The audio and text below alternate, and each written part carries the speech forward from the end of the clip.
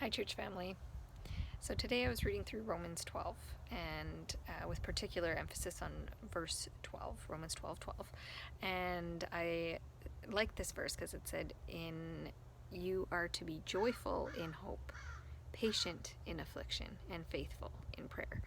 And the reason why it stood out to me is that all of those things are counterintuitive, counter to what our automatic is when we're going through tough times. And at least for me anyways, whenever I was hoping for something, it was a very tentative hope. We often say that we're cautiously optimistic because sometimes it feels foolish when we hope big and that hope doesn't come to fruition right away or ever. And so it's hard to be joyful in hope. But we also know that the God that we put our hope in is true to his promises, that we aren't hoping in vain like we might hope to win the lottery or whatever.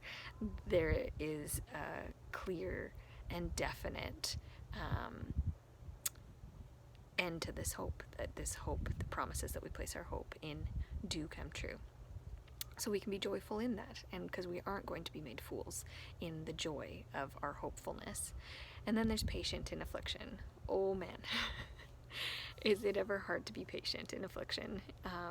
My daughter and I, every night, have been praying, "Dear Jesus, please fight this big germ, make it go away fast, because we want life to get back to normal." My daughter is missing her friends, she's missing school, she's missing playing on playgrounds. So much of normal life has been turned upside down. But we are learning to be patient in affliction. And if anything should remind us that our patience will pay off, it's springtime, right? Every winter has its spring. This isn't going to go on forever, and while we wish it would hurry up, sometimes good things require slow processes, right? Any good slow cooked meal or smoked ribs or whatever, it takes time. It takes time to make something great, and sometimes it takes patience. It takes time to go through something hard to get to the other side, to get to something that is greater. And then the last one is be faithful in prayer.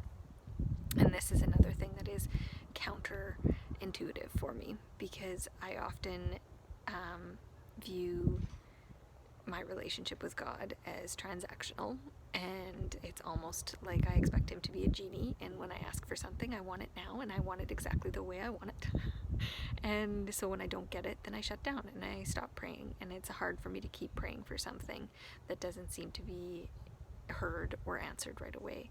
But as with patience and affliction, we need to be faithful in prayer. We need to keep going and trusting that God does hear us and that he is listening, even though he might not be working on our timelines. So as the spring weather blooms and we're finally getting some sunshine after a very long winter and a cold summer last year, may it work as a reminder that every winter has its spring, and that we can be joyful in our hope, we can be patient in our affliction, and we can be faithful in prayer because the sunshine is coming.